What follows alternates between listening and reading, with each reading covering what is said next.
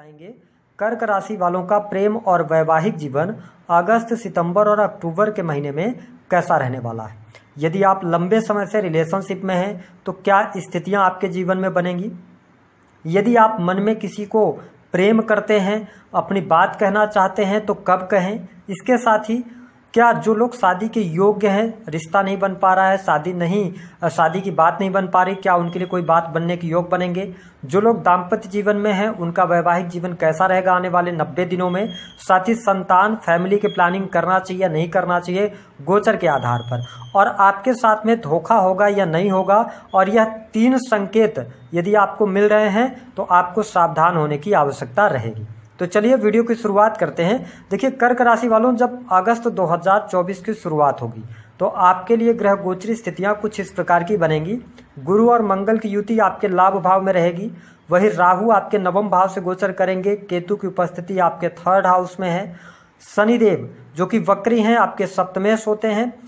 ये तीनों महीने वक्री होकर अष्टम भाव से गोचर करेंगे। वर्तमान समय में आपके ऊपर शनि की ढैया का भी प्रभाव चल रहा है। सूर्यदेव 15 अगस्त 2024 तक आपके लगन में रहेंगे। उसके बाद इनका राशि परिवर्तन होगा, ये स्वराशि के हो जाएंगे। वही बुध और शुक्र की युति 20 से 25 दिनों में बदलती रहती है। तो आइए सबसे पहले बात करते हैं कि आपका प्रेम जीवन कैसा रहने वाला है।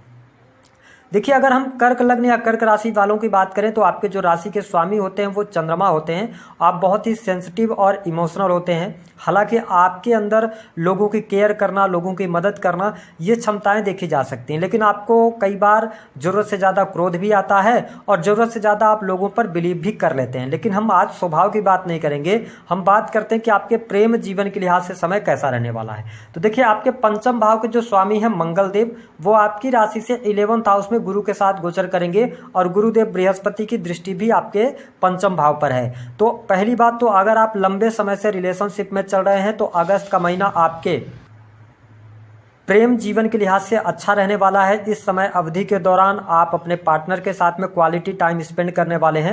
हालांकि मंगल देव की भी दृष्टि और देव गुरु बृहस्पति की दृष्टि है, तो इस समय अवधि के दौरान थोड़े बहुत लड़ाई झगड़े की स्थिति बनेगी। आपके पार्टनर में बहुत ज़्यादा एग्रेशन देखने को मिलेगा, या आप स्वयं कर्क राशि वाले हैं तो आप देखेंगे कि थोड़ा सा आपका डोमिनेटिंग नेचर इस टाइम पीरियड के दौरान रहेगा।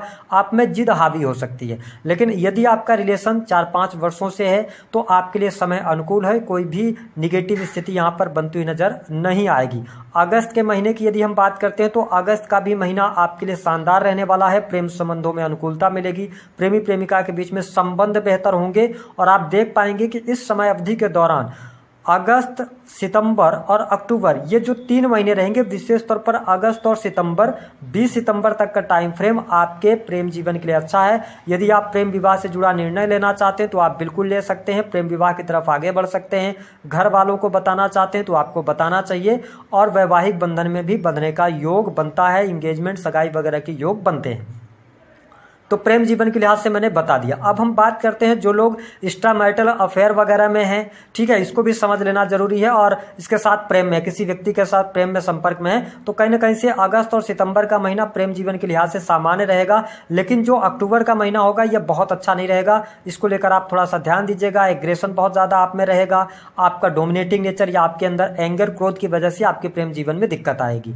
हम बात कर लेते हैं जो लोग किसी को मन ही मन प्रेम करते हैं, क्या उनको अपने दिल की बात कहनी चाहिए। देखिए कर्क राशि वालों, बिल्कुल आपके लिए अगस्त का महीना अच्छा है। नए प्रेम संबंधों की शुरुआत भी यहां पर होती हुई नजर आएगी, ठीक है, क्योंकि यहां पर आप देखें कि सिंह राशि में शुक्र देव चल रहे हैं और आपके पंचम भाव के जो स्वामी है ना वो मंगल 26 अगस्त तक आपके इच्छा पूर्ति के भाव में है। तो यह समय अगर आप किसी को मन ही मन में प्रेम करते हैं तो आपको अगस्त के महीने में 26 अगस्त से पहले जरूर करना चाहिए। आपको सफलता प्राप्ति के योग यहाँ पर दिखाई देते हैं।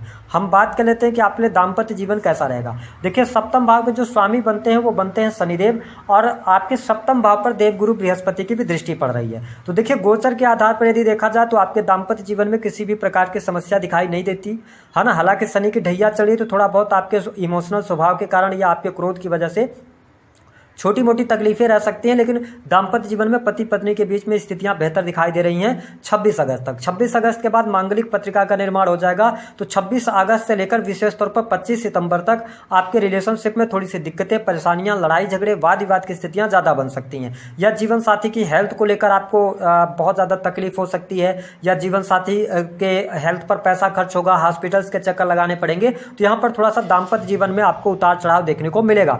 हालांकि कोई बहुत बड़ी समस्या, कोई बहुत बड़ी प्रॉब्लम आ जाए आपके साथ में, ऐसी चीज़ें दिखाई नहीं देती। लेकिन अक्टूबर के महीने में मैं बहुत अच्छा आपका दाम्पत्य जीवन नहीं देख रहा हूँ। आप पे क्रोध, एग्रेशन की वजह से दाम्पत्य जीवन में वाद विवाद की स्थितियां बन सकती हैं। लेकिन यदि आपकी दशाएं खराब चल रही हैं या सप्तमेश की स्थिति आपकी पत्रिका में खराब होगी, तो यह समय आपके जीवन साथी के लिए, आपके दाम्पत्य जीवन के लिए बिल्कुल भी अच्छा नहीं रहेगा। यहाँ पर डाइवोर्स की स्थितियां या आपके लिए 26 अगस्त के बाद सेपरेशन के योग भी बनते हुए नजर आ रहे हैं। इसका आप ख्याल रखिएगा। देखिए, अगर आपके पत्रिका सपोर्टिव होगी तो मंगल देव की स्थिति 12th हाउस में जा रही है, तो कोई बहुत ज्यादा निगेटिव नहीं होगी। लेकिन अगर अष्टम भाव में देखिए शनि वक्री है, ठीक है, और शनि आपके लिए योग कारक प्लैनेट नहीं माने जाते, ऐसी स्थिति में क्या होगा कि आपके ससुराल पक्ष के हस्तक्षेप के कारण आपके दाम्पत्य जीवन में दिक्कत हो सकती है। तो इन चीजों का आपको ध्यान रखने की आवश्यकता रहेगी। हालांकि रिलेशनशिप के अंदर अगर आप हैं, दाम्पत्य जीवन आपका बेहतर चल रहा है, चीजें ठीक हैं, अगर आप फैमिली प्लानिंग करना चाहते हैं, संतान की प्लानिंग करना चाहते हैं, तो यह समय आपके लिए बहुत ही अनुकूल रहेगा। पंचम भाव पर देवगुरु बृहस्पति की दृष्टि है,